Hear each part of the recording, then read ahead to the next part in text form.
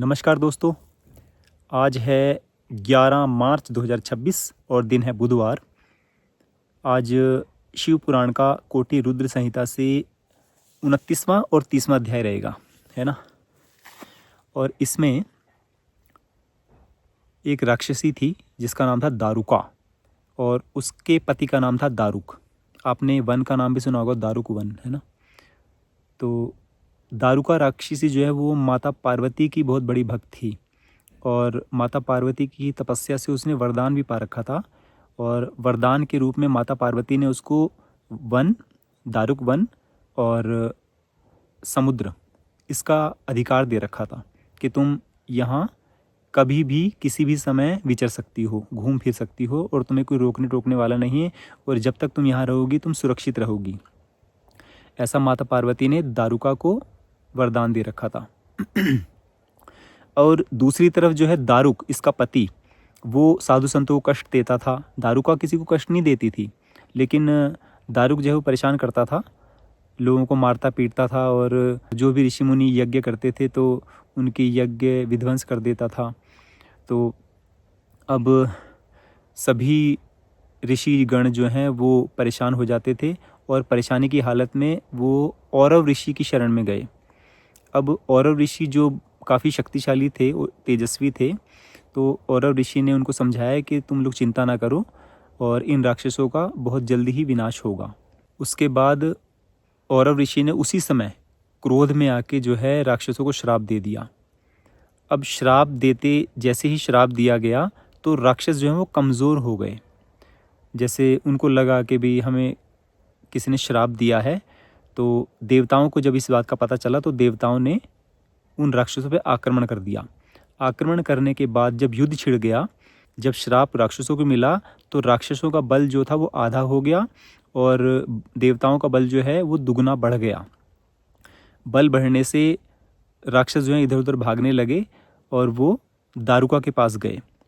अब दारुका ने जो है उनको समझाया कि तुम चिंता ना करो, मैं कुछ इंतज़ाम करती हूँ। अब दारुका ने क्या किया, उसके पास शक्ति थी कि वो उस वन को, जहाँ वो रहती थी, उसी वन में सभी राक्षस जहाँ आ गए थे, तो उस वन को उठा के कहीं भी ले जा सकती थी अपनी इच्छा शक्ति से। उसने क्या किया, जब सभी दैत्य उसकी शरण में गए तो उसने उस वन को उठाया और समुद्र के बीच में घुस गई और समुद्र के बीच में उसने उस वन को स्थापित कर दिया। अब दैत्य जो थे वो चारों दिशाओं से रक्षित हो गए, सुरक्षित हो गए। आपको कुछ इन्फॉर्मेशन दे दूँ, मैंने एक ब्लॉक इन्फॉर्मेशन पहले दे दी थी और एक ब्लॉक इन्फॉर्मेशन अभी दे रहा हूँ। 14 मार्च 2026 को जो व्लॉग होने जा रहा है उसमें शिव पुराण रुद्र संहिता चैप्टर नंबर 13, शिव पुराण रुद्र संहिता अध्याय 13 में से क्वेश्चन किया जा सकता है। ये मेरा दूसरा व्लॉग है। पहले व्लॉग की जानकारी पहले दे चुका हूँ और दूसरा व्लॉग ये रहेगा। और ये व्लॉग 7 सितंबर 2025 को अपलोड किया गया था। जो राक्षस समुद्र में रहने तो लगे, लेकिन कभी कभी क्या होता था, वो समुद्र से ऊपर की सतह पर आते थे और समुद्र के किनारे जो भी मनुष्य मिला, साधु संत मिला, उसको उठा के और बंदी बना के नीचे ले आते थे समुद्र के बीच में और बंदी गृह में डाल देते थे। उस समुद्र में ज़रूरत की हर चीज़ थी, खाने पीने की, इस्तेमाल करने की, सारी वनस्पतियाँ थी, वहाँ कोई कमी नहीं थी। क्यों? क्योंकि वन जो था वहाँ पे। अब उन्होंने इस तरह से बहुत सारे मनुष्य, जो ऋषि मुनि गण जो थे, वो बंदी बना लिए थे और वहाँ कारागृह में डाल रखे थे। अब उन सभी बंदियों में, मनुष्यों में, एक मनुष्य था सुप्रिय। सुप्रिय जो था वो भगवान शिव का बहुत बड़ा भक्त था और अपने कंठ में जो था वो रुद्राक्ष की माला रखता था और सारे शरीर पे भस्म लगा के रखता था और भगवान शिव की पूजा अर्चना किया करता था डेली रूटीन में। और जब तक भगवान शिव को भोग नहीं लगा देता था तब तक भोजन ग्रहण नहीं करता था। अब उसने उस बंदी गृह में क्या किया, जितने भी ऋषि मुनि थे वो तो सब कुछ जानते ही थे, लेकिन जो मनुष्य जाति के थे उसने सभी मनुष्यों को ओम नमः शिवाय का जाप करने के लिए कहा और वो सभी मनुष्य के साथ मिलके वहाँ हवन यज्ञ भी करता था और ऋषि मुनियों से भी बोलता था कि आप हवन यज्ञ कीजिए। और जो समिधा थी उसका इंतजाम भी, क्योंकि वो वन में तो थे ही, और ये हवन पूजा जो है वो 6 महीने तक लगातार चलती रही।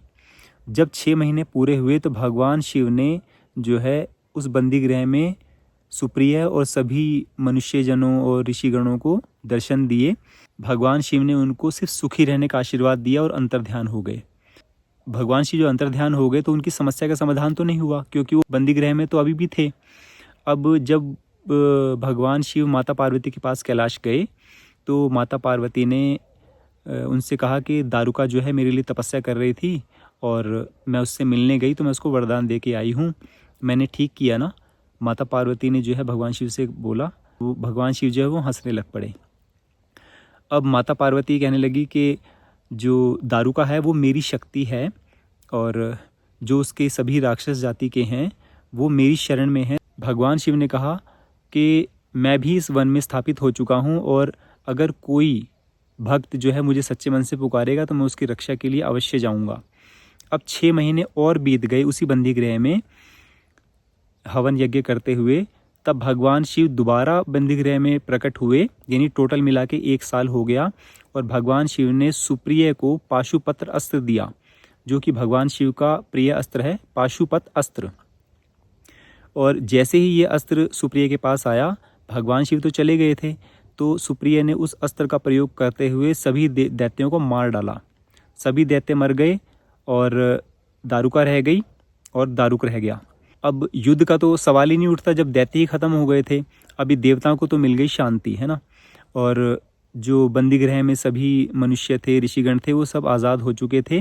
भगवान शिव जब पाशुपत अस्त्र देकर वहाँ से अंतर्ध्यान हुए थे, उसके बाद ही सभी राक्षस गण जब मारे गए थे तो माता पार्वती और भगवान शंकर कैलाश से उतरकर उसी वन में आ गए थे जो समुद्र के बीच में था। और वो वन जो है समुद्र से बाहर आया क्योंकि दैत्य वगैरह सब मर चुके थे। तब भगवान शिव और माता पार्वती जो है हंसी ठिठोली करते हुए वहीं स्थापित हो गए, परमानेंट स्थिर हो गए वहीं। और जब वो वहाँ स्थिर हुए तो उस ज्योतिर्लिंग का नाम पड़ा नागेश, यानी नागेश्वर। तो सारे संसार में जो है नागेश्वर मंदिर के नाम से ही विख्यात हुआ। इसी के साथ भगवान शिव ने माता पार्वती से एक बात और कही, और वो ये कही कि कलयुग के अंत में और सतयुग के प्रारंभ में, बिल्कुल प्रारंभ में ही वीरसेन नाम का एक जो है राजा होगा और वो मेरे वरदान से चक्रवर्ती सम्राट होगा। तो दोस्तों आप ये समझ लीजिए कि कलयुग चल रहा है, तो इसका मतलब जो भगवान शिव ने कहा वो आगे होगा कि कलयुग के अंत में और सतयुग के प्रारंभ में ही वीरसेन नाम का जो है वो चक्रवर्ती सम्राट होगा। जब कलयुग अपनी चरम सीमा पर होगा, ख़त्म होने वाला होगा, तो प्रलय काल होगा ना, उसको प्रलय काल बोलेंगे। और इसमें ये भी लिखा हुआ है जो वीरसेन होगा उसके पिता का नाम जो है महासेन होगा और वो 12 वर्षों तक तपस्या करेगा। कौन? वीरसेन करेगा, महासेन नहीं, पुत्र करेगा। वीरसेन 12 वर्षों तक तपस्या करेगा, तब मैं उसे चक्रवर्ती सम्राट होने का वरदान दूंगा। तो ऐसा भगवान शिव ने माता पार्वती को समझाया। तो दोस्तों मैंने आपको ये शिव पुराण का कोटि रुद्र संहिता से 29वां और 30वां अध्याय बतलाया। अब सबसे ज़रूरी बात, इसको आप ध्यान से सुने, स्किप ना करें, वो यही कि क्विज़ जो मैं हर शनिवार करता हूँ और इसमें मैं आपको 1500 रुपये महीना, 1500 रुपये हफ्ता दे रहा हूँ, है ना। तो 15 चौके 60, 6000 रुपये मेरी पॉकेट से जा रहा है और ये मेरी मेहनत का पैसा है। तो अब मेन चीज़ क्या है कि हर शनिवार को जो क्विज़ होता है ना, उसी में जो व्यूज़ मेरे आ रहे हैं वो करीब 50 व्यूज़ आ जाते हैं। शनिवार वाले व्लॉग में 50 व्यूज़ आ जाते हैं और जो संडे को रिज़ल्ट वाला होता है उसमें व्यूज़ आते हैं, है ना। उसके अलावा 5 दिन में व्यूज़ नहीं आते, किसी में 15 व्यूज़ आ रहे हैं, किसी में 20 व्यूज़ आ रहे हैं और सब्सक्राइबर जो वीडियो नहीं देख रहे हैं। तो मैंने अब एक नई चीज़ ऐड और कर दी है, वो ये है, कंडीशन है, ये शर्त है कि ये शर्त आपको पूरी करनी ही है, क्योंकि मैंने रिक्वेस्ट बहुत की है आप लोगों से कि व्लॉग देखा करें। मेन व्लॉग देखने की बात नहीं है, मेन है सत्संग की, कि आध्यात्मिकता से जुड़ें, भगवान से जुड़ेंगे तभी आपका कल्याण होगा, अदरवाइज़ नहीं, है ना।